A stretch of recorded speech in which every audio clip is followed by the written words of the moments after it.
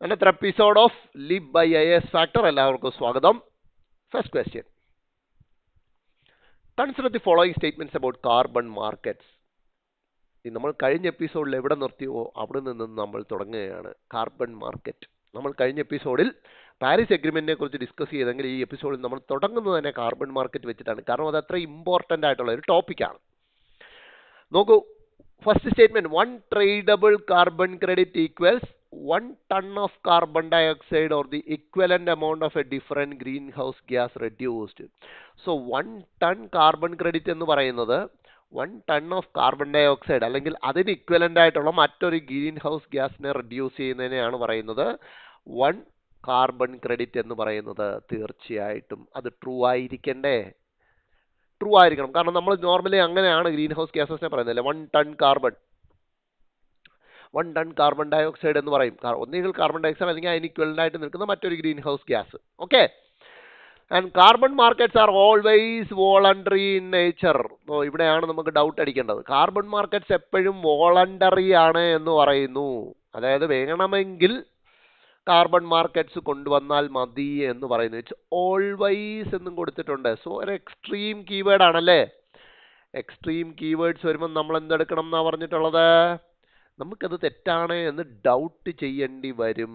ഡൗട്ടില്ലത് അവിടെ കിടക്കട്ടെ. അപ്പോൾ 1 ശരിയായി, 2 ഡൗട്ടിൽ നമ്മൾ തെറ്റാക്കി വെച്ചിരിക്കുന്നു. അങ്ങനെ വരുമ്പോൾ തന്നെ ഇപ്പോൾ ഓൾറെഡി ഇതും എലിമിനേറ്റ് ആവാനുള്ള എല്ലാ സാധ്യതയുണ്ടല്ലോ. ആൻഡ് 3 നോക്കൂ, Clean Development Mechanism adopted under Kyoto Protocol in 1997 is a well-known example of international compliance market. ഒരു ഇന്റർനാഷണൽ കോംപ്ലയൻസ് മാർക്കറ്റിന്റെ എക്സാമ്പിൾ ആണ് clean development mechanism under Kyoto protocol എന്ന് പറയുന്നു. ഇച്ചിരെങ്കിലും ചിന്തിക്കുന്ന ഒരാളിന് ദേ ഈ വാക്കിൽ നിന്നും കിട്ടും. കോംപ്ലയൻസ് എന്താണ്? നമ്മൾ നടപ്പിലാക്കേണ്ട, നിർബന്ധിതം എന്ന് പറയുന്നത്. അതായത് ഒരാള് ഇപ്പോൾ ഇവിടെ ഒരു നിയമം കൊണ്ടുവന്നാൽ അത് പാലിക്കപ്പെടേണ്ടത്, അങ്ങനെയാണല്ലോ അർത്ഥം. അങ്ങനെ നോക്കുകയാണെങ്കിൽ ഇത് വോളണ്ടറി മാത്രമല്ലല്ലോ, കോംപ്ലയൻസ് മാർക്കറ്റും ഇല്ലേ. അപ്പൊ 2 രീതിയിലും മാർക്കറ്റുകളുണ്ട് എന്ന് നമുക്ക് കാണുമ്പോൾ 2 നമുക്ക് ഉറപ്പിക്കാം തെറ്റ് തന്നെയെന്ന്.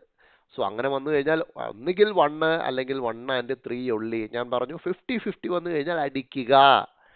സോ ഇവിടെ തെറ്റാനുള്ള സാധ്യതകൾ ഒരു നോർമൽ ആസ്പിരന്റിനില്ല. കാരണം പ്രിപ്പറേഷൻ നടത്തുന്ന എല്ലാവരും, എൻവയോൺമെന്റിന്റെ ബേസിക് മെറ്റീരിയൽ വായിക്കുന്ന എല്ലാവരും ക്യോട്ടോ പ്രോട്ടോകോളിനെ കുറിച്ചും ക്ലീൻ ഡെവലപ്മെന്റ് മെക്കാനിസത്തെ കുറിച്ചും കേട്ടിട്ടുണ്ടാവും.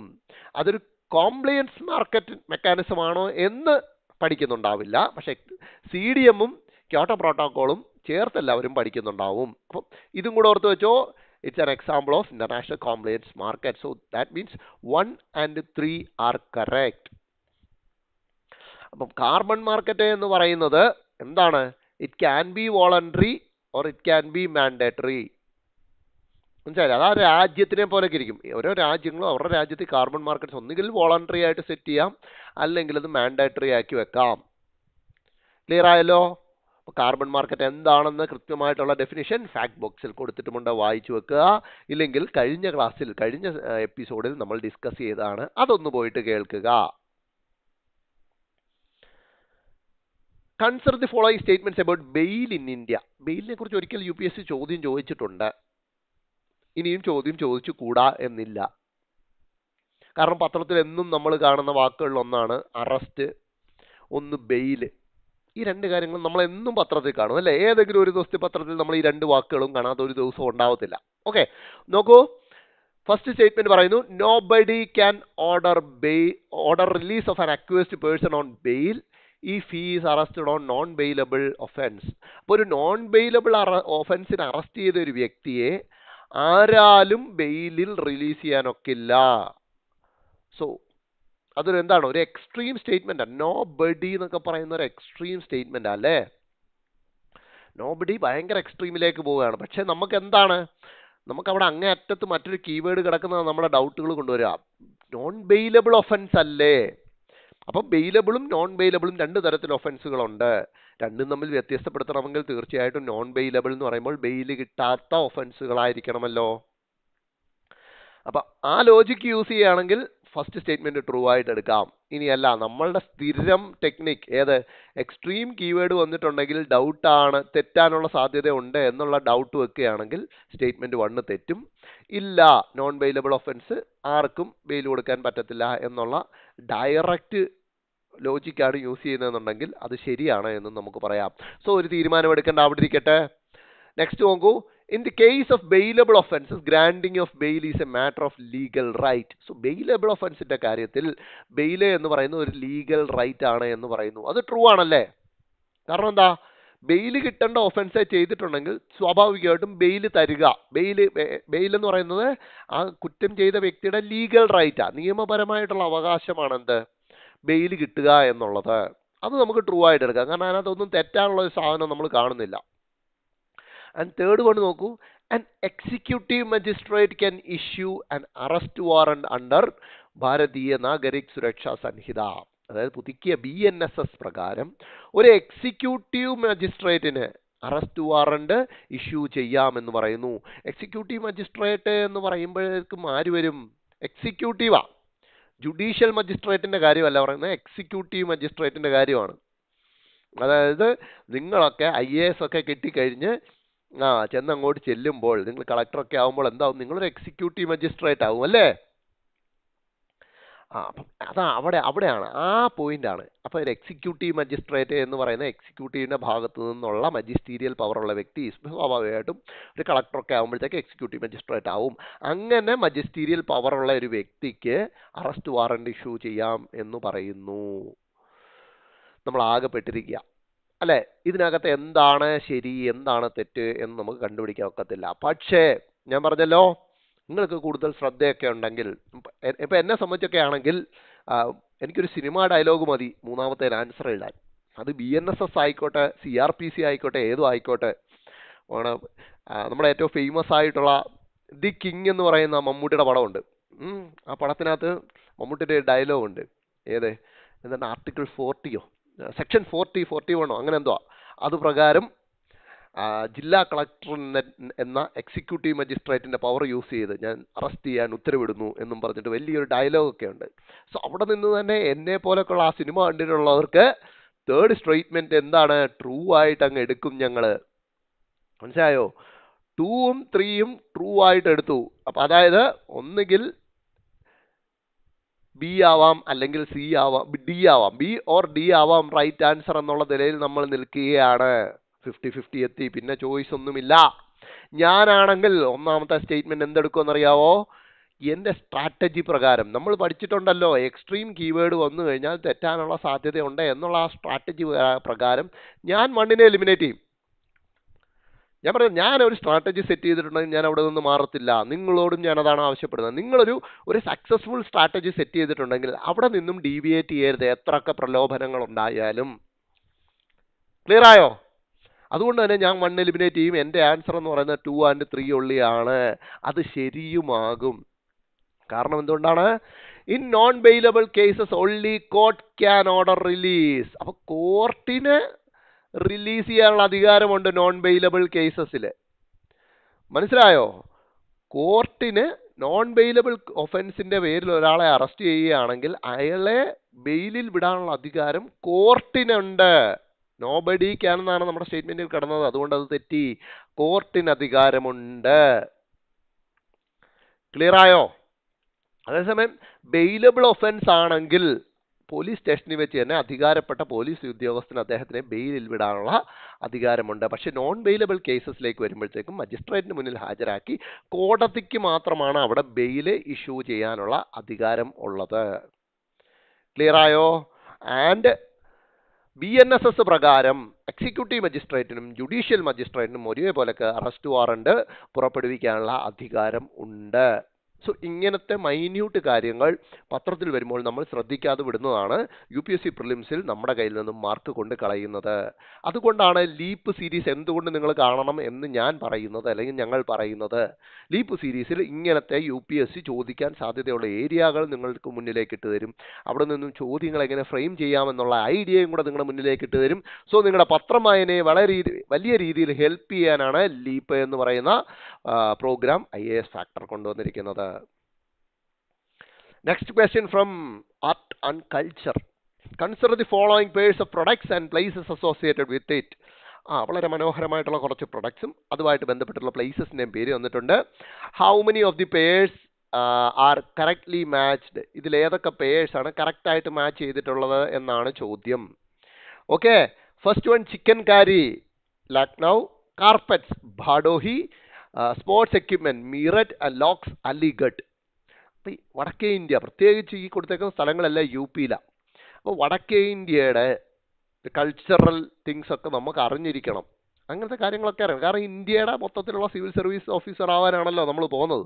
നമുക്ക് കിട്ടുന്ന കാഡർ ഏതാണെന്ന് പോലും നമുക്കറിയത്തില്ല. അപ്പം നിങ്ങൾ അവിടേക്കാണ് ചെന്ന് പെടുന്നതെന്നുണ്ടെങ്കിൽ നിങ്ങൾ ഇങ്ങനത്തെ കാര്യങ്ങളെക്കുറിച്ച് മുൻകൂട്ടി അറിഞ്ഞിരിക്കണം. സോ ഇതിനകത്ത് ആർക്കും ഡൗട്ടില്ലാത്ത ഒരു കാര്യമുണ്ടാവും. Lucknow is famous for 1 nawab, 2 kebab, 3 chikankari അല്ലേ? ലക്നൌവിൽ ഏറ്റവും ഫേമസ് ആയിട്ടുള്ളത് എന്താണെന്ന് ചോദിച്ചാൽ നവാബി ആർക്കിടെക്ചറും ഒക്കെയാണ്. അത് കഴിഞ്ഞാൽ കബാബാണ് ഫേമസ്. അതേപോലെ തന്നെ ഫേമസ് ആണ് Lucknowi chikankari. It's an embroidery. Chikankari എന്ന് പറയുന്നത് അറിയാമല്ലോ, എംബ്രോയിഡറി വർക്കാണ്.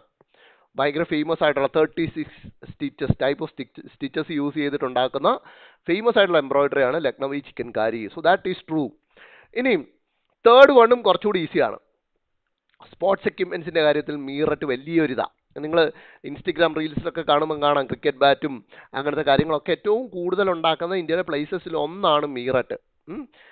ഏറ്റവും കൂടുതൽ വലിയ മാർക്കറ്റ് ഏതാണെന്ന് ചോദിച്ചാൽ ജലന്ധറാണ് ഏറ്റവും വലിയ മാർക്കറ്റ്. അത് കഴിഞ്ഞു കഴിഞ്ഞാൽ മീററ്റ്, യു പിയിലേക്ക് എത്തിക്കഴിഞ്ഞാൽ മീററ്റാണ് ഏറ്റവും വലുത്. അതേപോലെയൊക്കെ അലിഗഡ്. കുറച്ചെങ്കിലും ഒരു ഒരു ഒരു ഒരു വായനയുള്ള ആൾക്ക് തീർച്ചയായിട്ടും അറിയാം അലിഗഡ് ഈസ് ഓൾസോ ട്രൂ. കാരണം അലിഗഡിനെ സിറ്റി ഓഫ് ലോക്സ് എന്നാണ് വിളിക്കുന്നത്, സിറ്റി ഓഫ് ലോക്സ്. അപ്പം കാർപ്പറ്റ് ഭാഡോഹി മാത്രമേ അറിയേണ്ടതായിട്ടുള്ളൂ. നിങ്ങൾ ഭാഡോഹി ഏരിയയിലോട്ട് യാത്ര ചെയ്തിട്ടുള്ള ഒരാളാണെങ്കിൽ തീർച്ചയായിട്ടും ഈ കാർപ്പറ്റ് മേക്കിംഗ് ഇൻഡസ്ട്രിയുടെ ഒരു സ്മെല്ലുണ്ട്, വൃത്തികെട്ട സ്മെല്ല്.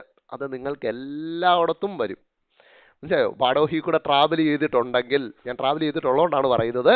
നിങ്ങൾ അതുവഴി പോയി കഴിഞ്ഞാൽ നമ്മുടെ ഈ പണ്ട് കാലത്ത് ഈ കൊല്ലത്ത് മറ്റേ ഈ കയറ് വിരിയുള്ളിടത്ത് അല്ലെങ്കിൽ ആലപ്പുഴ സൈഡിലൊക്കെ കയറ് വിരിക്കുന്നിടത്തോടെ പോയി കഴിയുമ്പോൾ ഈ ചകിരി ഇങ്ങനെ തൊണ്ടഴുകാനിട്ടേക്കുന്ന ഒരു സ്മെല്ലുണ്ട്. അതേപോലെക്കാണ് ഭാഡോഹി സൈഡിലേക്ക് നിങ്ങൾ ചെന്ന് കഴിഞ്ഞാൽ അവിടുത്തെ കാർപ്പറ്റ് ഇൻഡസ്ട്രിയിൽ നിന്നും വരുന്ന വല്ലാത്തൊരു സ്മെല്ലുണ്ട്. അവിടെ വെച്ച് തന്നെ നമുക്കത് മനസ്സിലാവും ഭാഡോഹി എത്തി, കൊച്ചി എത്തി എന്നൊക്കെ പറയുന്ന പോലെയൊക്കെ. മനസ്സിലായില്ലേ?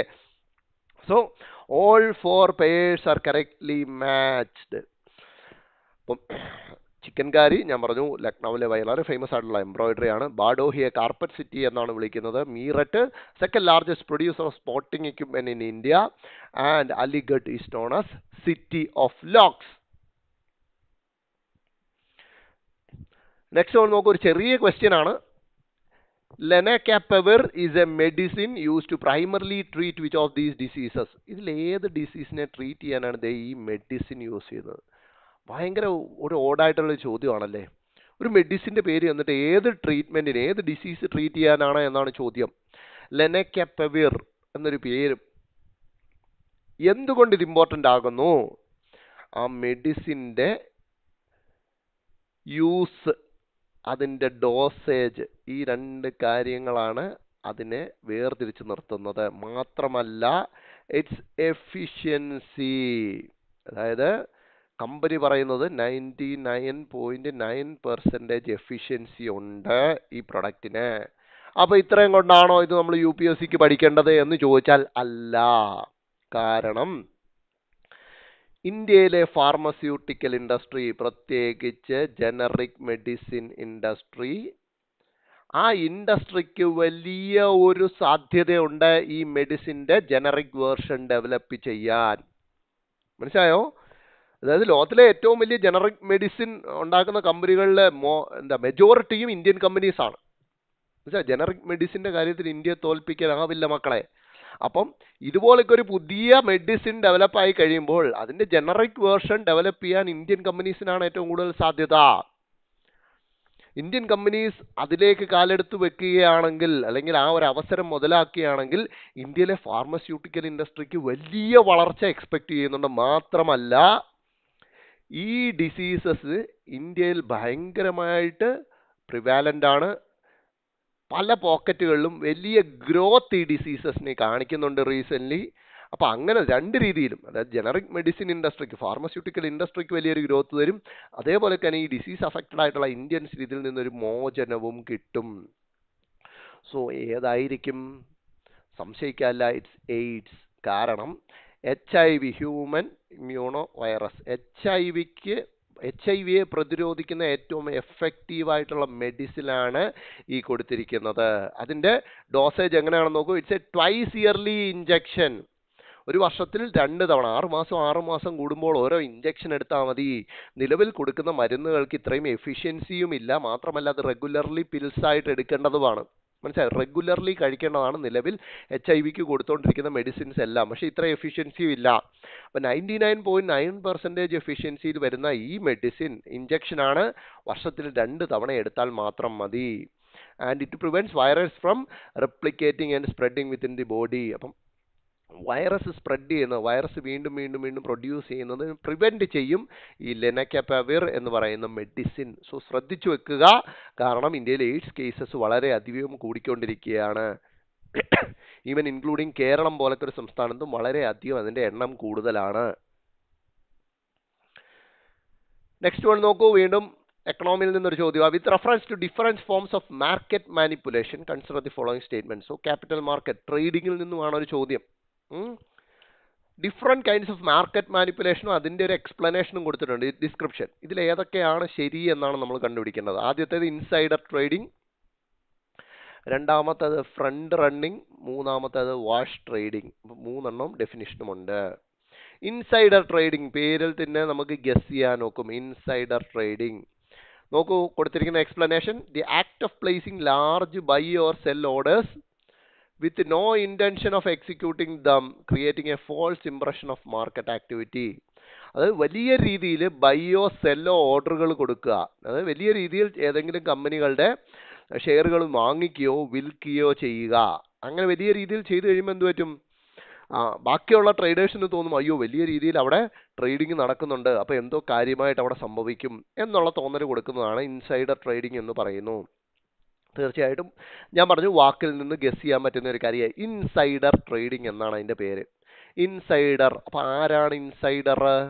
അപ്പോൾ ഇൻസൈഡർ എന്ന് പറയുമ്പോൾ അകത്ത് നിന്നും അറിവുള്ള വ്യക്തി, അതായത് ആ കമ്പനിയെക്കുറിച്ച് കൂടുതൽ അകത്ത് നിന്ന് അറിയുന്ന ഒരു വ്യക്തിയെ സംബന്ധിച്ചിടത്തോളം എന്താണ്, അയാൾക്ക് മുൻകൂട്ടി കാര്യങ്ങൾ അറിയാൻ നോക്കും അല്ലേ. ഇപ്പോൾ ഫോർ എക്സാമ്പിൾ കമ്പനിയുടെ ഷെയർ ഹോൾഡേഴ്സിൽ ഒരാളാണെന്ന് കരുതുക. അത് ഭയങ്കര വ്യക്തമായ ഷെയറുള്ള, ഇപ്പോൾ ഒരു 25% ഷെയർ ഒക്കെ ഉള്ള ഒരു ഷെയർ ഹോൾഡറാണ്. അയാൾക്ക് എന്താണ്, ആ കമ്പനി നാളെ ആരുമായിട്ടാണ് പുതിയ ഡീൽ വെക്കാൻ പോകുന്നതെന്നോ, അല്ലെങ്കിൽ ആ കമ്പനിയുടെ ഫിനാൻസിൽ എന്തെങ്കിലും പ്രശ്നമുണ്ട്, നാളെ പൊട്ടാൻ പോകുന്നതെന്നോ ഒക്കെ മുൻകൂട്ടി അയാൾക്ക് അറിയാം. മനസ്സിലായില്ലേ? അയാൾ നാളെ പോയിട്ട്, ഇപ്പം നാളെ കമ്പനി പുതിയൊരു വലിയ ഡീൽ വെക്കാൻ പോകുമായിരിക്കും. ഇത് പുറത്ത് ആർക്കും ഈ ന്യൂസ് അറിയത്തില്ല, പക്ഷേ ഇയാൾക്കറിയാമല്ലോ. ഇയാൾക്ക് ഈ അറിവ് വെച്ചിട്ട് നാളെ ഇയാൾ പോയി വലിയ രീതിയിൽ കമ്പനിയുടെ ഷെയറുകൾ എക്സ്ട്രാ മേടിക്കുന്നു എന്ന് കരുതുക, മാർക്കറ്റിൽ നിന്നും, സെക്കൻഡറി മാർക്കറ്റിൽ നിന്നും, അല്ലെങ്കിൽ അയാളുടെ ഭാര്യയുടെ പേരിലോ മക്കളുടെ പേരിലോ വലിയ രീതിയിൽ എന്താണ് മാർക്കറ്റിൽ നിന്നും, സെക്കൻഡറി മാർക്കറ്റിൽ നിന്നും ഷെയറുകൾ ആ കമ്പനിയുടെ മേടിക്കുന്നു എന്ന് കരുതുക. ഇതെന്താണ്? ഇത് ബാക്കി ഇൻവെസ്റ്റേഴ്സിനെ വെച്ചിട്ട് നോക്കുമ്പോൾ ഇത് ഇയാൾക്കൊരു അഡ്വാൻറ്റേജ് കിട്ടിയതല്ലേ. അങ്ങനെ നടത്തുന്ന ട്രേഡിനെയാണെന്ന് പറയുന്നത് ഇൻസൈഡർ ട്രേഡിംഗ്. ഇത് ഇന്ത്യയിൽ ഇല്ലീഗലായിട്ടുള്ള ഒരു കാര്യമാണ്. മനസ്സിലായോ? പക്ഷേ ഡെഫിനിഷനിൽ അതൊന്നും അല്ല കൊടുത്തിരിക്കുന്നത്. ഇൻസൈഡർ ഇൻഫോർമേഷൻ എന്ന് പറയുന്ന ഒരു കാര്യം പോലും അവിടെ കൊടുത്തിട്ടില്ല. So 1 is false. And second നോക്കൂ, ഫ്രണ്ട് റണ്ണിങ്. അവിടെയും പേരിൽ കിടപ്പുണ്ട് ഫ്രണ്ട് റണ്ണിങ്, മുൻപേ ഓടുക. അതായത് മുൻകൂട്ടി എന്തോ അറിവ് ലഭിച്ചതിൻ്റെ അടിസ്ഥാനത്തിൽ വലിയ രീതിയിൽ ട്രേഡ് നടത്തുന്നതിനെയാണ് എന്ത് പറയുന്നത്, ഫ്രണ്ട് റണ്ണിങ് എന്ന് പറയുന്നത്. അപ്പം നിങ്ങൾ അല്ലെങ്കിൽ ഇൻസൈഡർ ട്രേഡിങ്ങും ഫ്രണ്ട് റണ്ണിങ്ങും ഒന്നാണോ? അല്ല. ഇൻസൈഡർ ട്രേഡിങ്ങിൽ അകത്ത് നിന്ന് ഇൻഫോർമേഷൻ ഉണ്ട്, ഇൻസൈഡർ ആണ് അയാൾ, അകത്ത് നിന്ന് ഇൻഫോർമേഷൻ ഉണ്ട്. അതേസമയം ഫ്രണ്ട് റണ്ണിങ്ങിൻ്റെ കാര്യത്തിൽ അയാൾക്കറിയാം മറ്റൊരു വലിയ രീതിയിൽ മാർക്കറ്റിൽ നാളെ ഒരു കമ്പനിയുടെ ഷെയർ മേടിക്കാൻ പോകുന്നുണ്ട് എന്നൊരു ഇൻഫോർമേഷൻ അയാൾക്ക് കിട്ടിയെന്ന് കരുതുക. ഫോർ എക്സാമ്പിൾ ഒരു സ്റ്റോക്ക് ബ്രോക്കർ ആണെന്ന് കരുതുക. ഒരു സ്റ്റോക്ക് ബ്രോക്കർ, ഇപ്പം ഞാനൊരു സ്റ്റോക്ക് ബ്രോക്കർ, ഞാൻ കുറേ ക്ലയൻസിന് വേണ്ടിയിട്ട് മാർക്കറ്റിൽ ഷെയർസ് മേടിക്കുകയും വിൽക്കുകയും ഒക്കെ ചെയ്യുന്ന സ്റ്റോക്ക് ബ്രോക്കറാണ്. എനിക്കറിയാം എൻ്റെ വലിയൊരു ക്ലയൻറ്റ് നാളെ എക്സ് എന്ന് പറയുന്ന കമ്പനിയുടെ ഒരു 10 ലക്ഷം ഷെയർ മേടിക്കാൻ പോകുന്നുണ്ടെന്ന് കരുതുക. എക്സ് എന്ന് പറയുന്ന കമ്പനിയുടെ ഷെയർ നാളെ 10 ലക്ഷം അയാൾ മേടിക്കാൻ പോകുന്നുണ്ട്. അത് അയാൾ എന്നോട് പറഞ്ഞു. അപ്പോൾ ഒന്ന് ആലോചിച്ച് നോക്കിയോ, ഒരാൾ 10 ലക്ഷം ഷെയർ ഒറ്റ അടിക്ക് മേടിക്കുക എന്ന് പറയുമ്പോൾ ബാക്കി ഇൻവെസ്റ്റേഴ്സിനെ സംബന്ധിച്ചിടത്തോളം ആ കമ്പനിക്ക് എന്തോ സൂപ്പറായിട്ട് നടക്കാൻ പോകുന്നു എന്നുള്ളൊരു തോന്നലല്ലേ വരിക. ഇപ്പം നമ്മളും അങ്ങനല്ലേ? ഒന്ന് ആലോചിച്ച് നോക്കിയേ. ഒന്നും വേണ്ട, നമ്മൾ ഒരു ദിവസം പെട്ടെന്ന് നമ്മുടെ അടുത്തൊരു പെട്രോൾ പമ്പിൽ വലിയ തിരക്ക് കാണുന്നു എന്ന് കരുതുക. വലിയ ലോങ് ക്യൂവിൽ തിരക്ക് കാണുന്നു. നമ്മളെന്താ വിചാരിക്കും, അയ്യോ പെട്രോളിൻ്റെ വില എങ്ങനെ നാളെ കൂടാൻ പോവാണോ എന്നൊരു ചിന്ത നമുക്കുണ്ടാവില്ലേ? ആ ചിന്തയുടെ അടിസ്ഥാനത്തിൽ നമ്മളും പോയി പെട്രോൾ അടിക്കാൻ ചിലപ്പോൾ നിന്നു എന്ന് വരും. ഇതാണ് ഇൻവെസ്റ്റേഴ്സിനും സംഭവിക്കുക.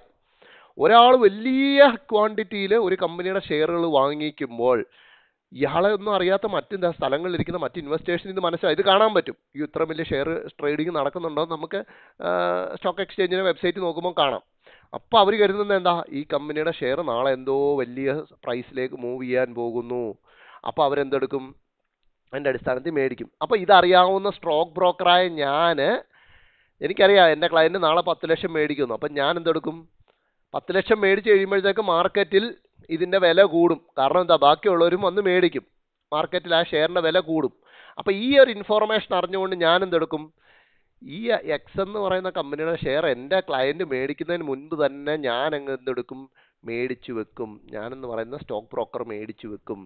അപ്പോൾ സ്വാഭാവികമായിട്ട് എന്താ, കുറഞ്ഞ വിലയ്ക്ക് ഞാൻ മേടിച്ചു, ഇച്ചിരി കൂടെ കൂടിയ വിലയ്ക്കായിരിക്കും എൻ്റെ ക്ലയൻറ്റ് 10 ലക്ഷം മേടിക്കുക. ഈ 10 ലക്ഷം മേടിച്ച് കഴിയുമ്പോഴത്തേക്ക് മാർക്കറ്റിൽ നോക്കുമ്പോൾ ഇതിൻ്റെ പ്രൈസ് കൂടിക്കൊണ്ടേയിരിക്കും. സോ ഞാൻ ചെറിയ വിലയ്ക്ക് മേടിച്ച് ഇതിൻ്റെ ഗുണം കൂടുതൽ അനുഭവിച്ചു. അതിനെയാണ് ഫ്രണ്ട് റണ്ണിങ് എന്ന് പറയുന്നത്. അതായത് മുൻകൂട്ടി കാര്യങ്ങൾ അറിഞ്ഞുകൊണ്ട്, അതായത് ട്രേഡ് നടക്കാൻ പോകുന്നു എന്ന് മുൻകൂട്ടി അറിഞ്ഞുകൊണ്ട് നടത്തുന്ന ട്രേഡിനെയാണ് ഫ്രണ്ട് റണ്ണിങ് എന്ന് പറയുന്നത്. ഇവിടുത്തെ എക്സ്പ്ലനേഷൻ നോക്കൂ. The trading of a company securities by individual with access to confidential non public information about the company. Confidential non public information വെച്ചിട്ട് ട്രേഡ് നടത്തുന്നു എന്നാണ് പറഞ്ഞത്. അതല്ലല്ലോ, നോൺ പബ്ലിക് ഇൻഫോർമേഷൻ്റെ അടിസ്ഥാനത്തിലല്ല, കോൺഫിഡൻഷ്യലായിട്ട് കമ്പനിക്ക് അകത്തു നിന്നുള്ള ഇൻഫോർമേഷൻ്റെ അടിസ്ഥാനത്തിലല്ല. എൻ്റെ ഒരു ക്ലയൻറ്റ് ട്രേഡ് നടത്താൻ പോകുന്നു എന്നുള്ളതിൻ്റെ അടിസ്ഥാനത്തിലാണ് ഞാൻ ഫ്രണ്ട് റണ്ണിങ് നടത്തിയത്. സോ ബേസിക്കലി ഈ രണ്ടാമത് കൊടുത്തിരിക്കുന്നത് ഇൻസൈഡർ ട്രേഡിങ്ങിൻ്റെ ഡെഫിനിഷനാണ്. അതായത് ഫ്രണ്ട് റണ്ണിങ്ങിനോട് അവിടെ കൊടുത്തിരിക്കുന്നത് ശരിക്കും ഇൻസൈഡർ ട്രേഡിങ്ങിൻ്റെ ഡെഫിനിഷനാണ്. ഇൻസൈഡർ ട്രേഡിങ് ഞാൻ പറഞ്ഞത് കോൺഫിഡൻഷ്യൽ, ആർക്കും അറിയാത്ത അകത്തു നിന്നുള്ള, അതാണ് നോൺ പബ്ലിക് ഇൻഫർമേഷൻ. കമ്പനിക്ക് അകത്തു നിന്നുള്ള ഇൻഫോർമേഷൻ യൂസ് ചെയ്ത് ട്രേഡിങ് നടത്തുകയാണെങ്കിൽ അതിനെയാണ് ഇൻസൈഡർ ട്രേഡിംഗ് എന്ന് പറയുന്നത്. അങ്ങനെ നോക്കിയാൽ 2ഉം തെറ്റിയില്ലേ? അപ്പോൾ 1ഉം റോങ് ആണ്, 2ഉം റോങ് ആണ്. So that means our answer is 3 only. Wash trading എന്താണെന്ന് നോക്കൂ. An illegal practice where a trader simultaneously buys and sells the same financial instrument to create a misleading appearance of active trading. അതായത് ഒരു വ്യക്തി സൈമൾട്ടേനിയസ്ലായിട്ട് ഒരു കമ്പനിയുടെ share വാങ്ങുന്നു, അത് വിൽക്കുന്നു, വീണ്ടും വാങ്ങുന്നു, വീണ്ടും വിൽക്കുന്നു. ഇങ്ങനെ വന്നു കഴിയുമ്പോൾ എന്ത് പറ്റും? ട്രേഡിങ്ങിലിരിക്കുന്ന ബാക്കിയുള്ളവരെ സംബന്ധിച്ചിടത്തോളം അവർ നോക്കുമ്പോൾ അയ്യോ ആ കമ്പനിയുടെ ഷെയറുകൾ മേടിക്കുന്നുണ്ട്, വിൽക്കുന്നുണ്ട്, ഭയങ്കരമായിട്ട് ട്രേഡിങ് നടക്കുന്നുണ്ടല്ലോ എന്ന് തോന്നത്തില്ലേ? ഇപ്പോൾ മറ്റൊരു എക്സാമ്പിൾ പറഞ്ഞാൽ നമ്മുടെ നാട്ടിലൊക്കെ പല കടകളുടെയും വലിയ വലിയ കടകളുടെയൊക്കെ ഫ്രണ്ടിൽ ചെന്ന് നോക്കിയാൽ ഇങ്ങനെ കാറുകൾ നിരത്തിയിട്ടേക്കുന്നത് കാണാം. കടയ്ക്കകത്തോട്ട് കയറുമ്പോൾ 1-2 പേരെ അവിടെ ഉണ്ടാവത്തുള്ളൂ, അല്ലേ? കാറുകൾ ഇങ്ങനെ നിരത്തിയിടും ഫ്രണ്ടിൽ, പക്ഷെ കടയ്ക്കകത്ത് കയറുമ്പോൾ 1-2 പേരെ ഉണ്ടാവത്തുള്ളൂ. എന്താ അത് ചെയ്യുന്നത്? ഇങ്ങനെ കാറുകൾ പുറത്ത് കിടക്കുന്ന കാണുമ്പോൾ നമ്മൾ പുറത്തൂടെ പോകുന്ന ഒരാളെന്താ വിചാരിക്കുക, അയ്യോ ആ കടയിൽ ഒരുപാട് പേര് മേടിക്കാൻ കയറുന്നുണ്ടല്ലോ, അപ്പം നമ്മളും മേടിക്കാൻ കയറും, അല്ലേ? ഇതേ സംഭവമാണ് വാഷ് ട്രേഡിങ്. അതായത് ഒരു മൂവ്മെൻ്റ് ഒന്നും ഇല്ലാത്ത, ആർക്കും വേണ്ടാത്ത, വലിയതായിട്ടൊന്നും ആക്റ്റീവ് അല്ലാത്ത ഒരു കമ്പനിയുടെ ഷെയർ ഒരാൾ മേടിക്കുന്നു, വിൽക്കുന്നു. ഇങ്ങനെ കാണിച്ചു കഴിയുമ്പോഴത്തേക്ക് മറ്റുള്ളവർ എന്ത് തോന്നും, ഇത് ആക്റ്റീവായിട്ടുള്ള ട്രേഡിങ് നടക്കുന്ന ഒരു കമ്പനിയാണ് എന്ന് കരുതിയിട്ട് അതിൻ്റെ മേടിച്ചു എന്ന് കരുതുക. കുറേ പേര് വന്ന് മേടിക്കുമ്പോഴത്തേക്ക് എന്ത് പറ്റും? വില അങ്ങ് മുകളിലോട്ട് പോകും, അല്ലേ? ഡിമാൻഡ് കൂടുമ്പോൾ പ്രൈസ് കൂടുമല്ലോ, അങ്ങനെ മുകളിലോട്ട് പോകും. അപ്പോൾ അയാൾക്ക് എന്ത് സംഭവിക്കും? അയാൾ ഓൾറെഡി കുറച്ച് മേടിച്ച് കൈ വെച്ചിട്ടുണ്ടാവും, അതിന് വലിയ രീതിയിൽ പ്രൈസ് മുകളിലോട്ട് പോകും. പക്ഷേ അങ്ങനെ അയാൾ ലാഭം കൊയ്യും. അതിനെയാണ് വാഷ് ട്രേഡിംഗ് എന്ന് പറയുന്നത്. സോ ഇന്ത്യയിൽ സെബി ആക്ട് പ്രകാരം പലതിനെയും എന്താണ് ഇല്ലീഗലായിട്ടുള്ള അല്ലെങ്കിൽ മാർക്കറ്റ് മാനിപ്പുലേറ്റിംഗ് മെക്കാനിസംസ് ആയിട്ട് ക്ലാസിഫൈ ചെയ്തിട്ടുണ്ട്. അത് സെബി ആക്ട് പ്രകാരമുണ്ട്. സെബി കൃത്യമായിട്ട് prohibition of fraudulent and unfair trade practices എന്ന് പറഞ്ഞിട്ട് റെഗുലേഷൻ കൊണ്ടുവന്നിട്ടുണ്ട്. അതുകൂടാതെ ഇൻസൈഡർ ട്രേഡിംഗ് പ്രൊഹിബിറ്റ് ചെയ്യാനായിട്ട് സെപ്പറേറ്റ് 2015 ഒരു റെഗുലേഷൻ കൊണ്ടുവന്നിട്ടുണ്ട്. അപ്പോൾ സെബി ഇതെല്ലാം വാച്ച് ചെയ്തുകൊണ്ടിരിക്കും. ഇങ്ങനെ നടക്കുന്ന എല്ലാവിധ കാര്യങ്ങളും അന്വേഷിച്ച് അത് നടത്തിയവർക്കെതിരെ സെബി നടപടിയെടുക്കും.